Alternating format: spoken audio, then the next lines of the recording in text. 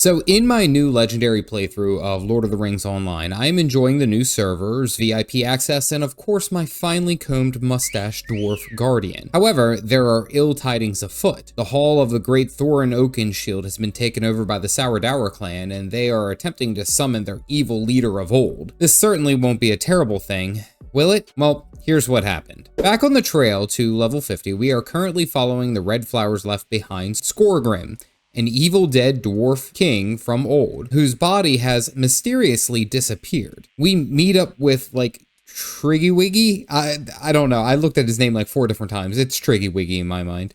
Well, he tried to speak to the Dowerhand clan, but apparently they turned him away. Their leader, Gormer Dowersmith, has apparently been changing things for the worse here at Thorins Hall, as he is the steward. Remember, he took over the stewardship for Thorin as Thorin left to go to the Lonely Mountain. I'm just gonna say this guy's probably full of crap. Well, he lets us talk to him because he remembers that we were the good dwarf that found Skorgrim's body. Well, he made this old storage depot into Skorgrim's tomb, which is probably not a good thing either. Well, he won't let us into the tomb because we are not a Dowerhand clan member.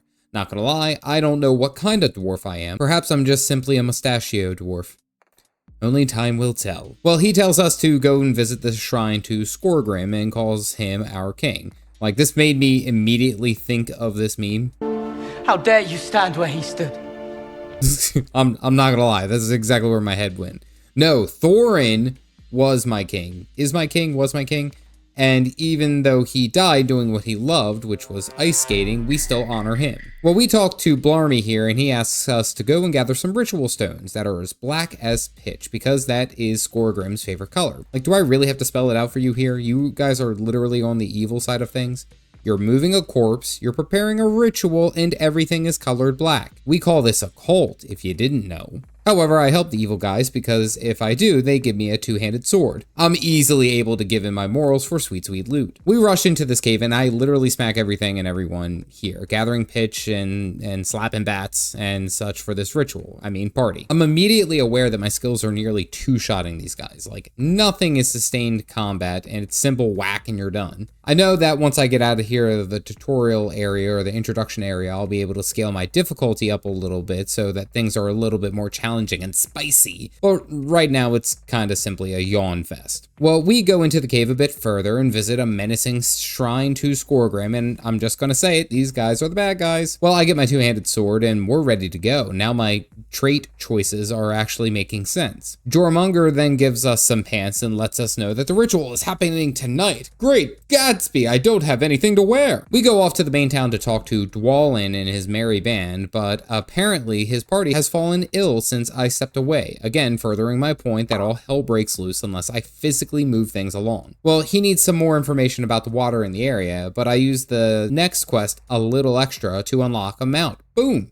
I forgot that they actually offer it this early, and it is certainly welcome because I'm in needing of resting my hilariously short legs. Well, I accept a bunch of quests here as well because I have no self-control, and now I'm on my way. The main reason I do all these and I take these quests is because I know I need the experience, but it's so satisfying, man, to come back to a town and turn in like 5-6 quests all in one go. It's really, really nice. I need to gather some fronds, kill some cave claws, as well as some dogs and a goblin prowler, on top of investigating the water. I am not gonna lie, this is why I understand the Dark Knight quests in Final Fantasy XIV. If you know, you know. I go on a slaughter spree, killing the dogs, then visit an ice lake to gather some plants, spelunk an old cave for the 3rd time to kill some claws, and then return to town. Also, it's hilarious because I know that this is a starter horse, but my poor boy is screaming. He cannot take the dwarf stocky size. This poor horse. I turn the quest in and then find the goblin prowler. Apparently the Dowerhand clan has been giving goblins weapons, which is kind of like a problem. Like, I'm not sure if this is the best idea.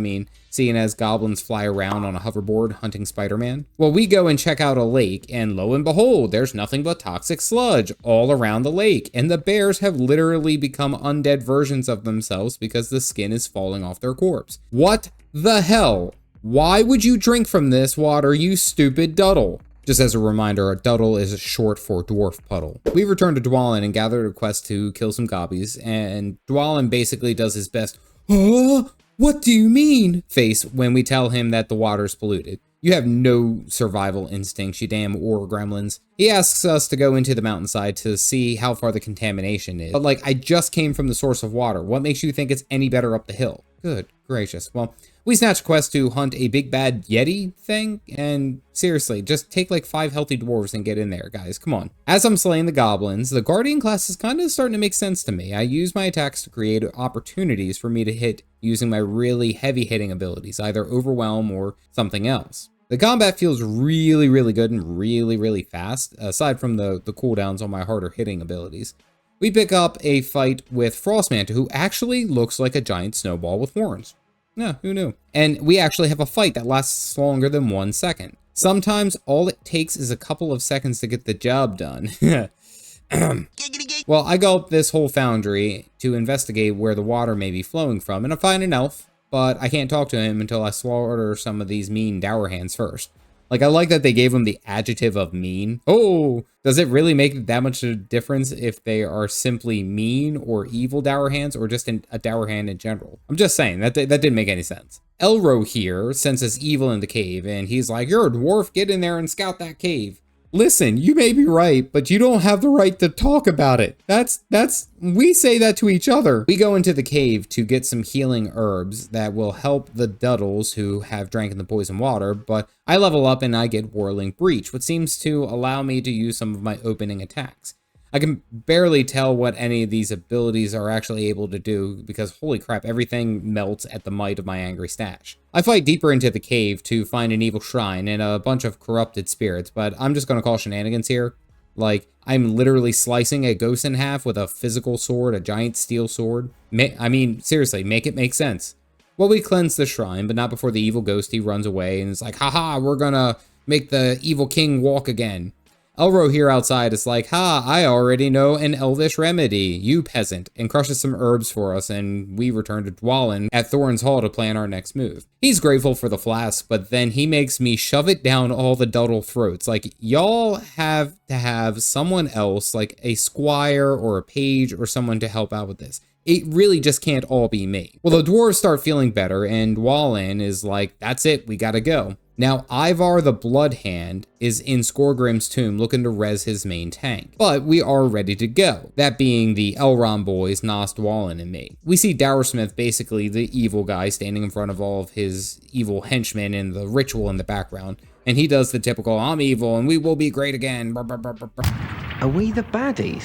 Literally, though, we kill his guards in about like 2 seconds. Every one of them like diving onto our blades. It was hilariously fast. The elves and the dwarves split up to flank the ritual, and of course the ritual does not go as planned. Oh my goodness, who saw that coming? Jormunger boy is upset. We see Ivar sacrifice all the skeletons and kill all the Dowerhand dwarves in the area to res Scoreboard.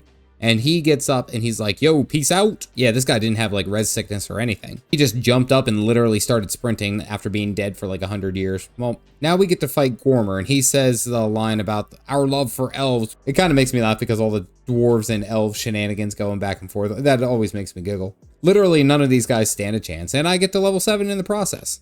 I choose the ability Thrust, which seems to perform a powerful bleed, but paired with Overwhelm, it makes that bleed like 10 times more intense. That's going to be handy. Oh, by the way, the tomb starts to collapse, and now we can't get out the way that we came in. So we rush over to the elves, who are, for some reason, shooting arrows at skeletons. Physically speaking, that doesn't make any sense. We kill the skeletons, and Dwalin literally cracks a door with one swing. Like, the animation is a little janky. It's just closed completely and then open completely. There was no frames in between. It was just close, open. We fight a number of skelly boys and dwarves, but we reach the entrance, and it's a pyritic victory. We have Thorins Hall back, but some evil skeleton wizard rezzed the evil king for evil purposes.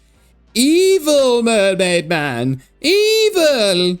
We are now back into the open world, the non-instanced open world, and it is time to do the most important thing for any Lord of the Rings Online journey. We walk forward fearlessly. So the end of the beginning instance actually has been pretty damn fun, I'm not gonna lie. Albeit everything melts like butter in front of me, and I knew that I would be able to adjust the difficulty moving forward. So it doesn't necessarily make me fret, however, I would be concerned if this was the difficulty all the way through the game. The big thing that I learned from this episode is how to play the class a little bit better. I'm excited that down the line I'll be able to actually perform my whole rotation on enemies rather than just a quick glance in their direction and then they're dead. Now, I will say that the story has some pretty interesting points going on, given that Skorgrim is now res. I do remember Skorgrim from my first playthrough with my man Warden, and I didn't really understand who he was or why he was there fully, but now I get a little bit of extra information about why he's there and why this is a big deal. Fair enough. One thing that I will definitely say that this game needs credit for is the UI system. As I go through, I play around with it a little bit more and make sense of where things should be and how I'd like them to be positioned, but having the freedom to move everything around without having to use like an external add-on is actually very, very nice. The VIP access is also giving me a whole bunch of buffs and foods, and albeit it seems a bit overpowered in my opinion, but I'll see once I actually get into the fearless combat moving forward, where the difficulty will be scaled a little bit. All in all, I really like the end of the introduction for the Dwarves, and I'm ready to start working on that sweet, sweet open world brutality. If you missed the first episode, you can click this video here. Otherwise, stay caffeinated, folks.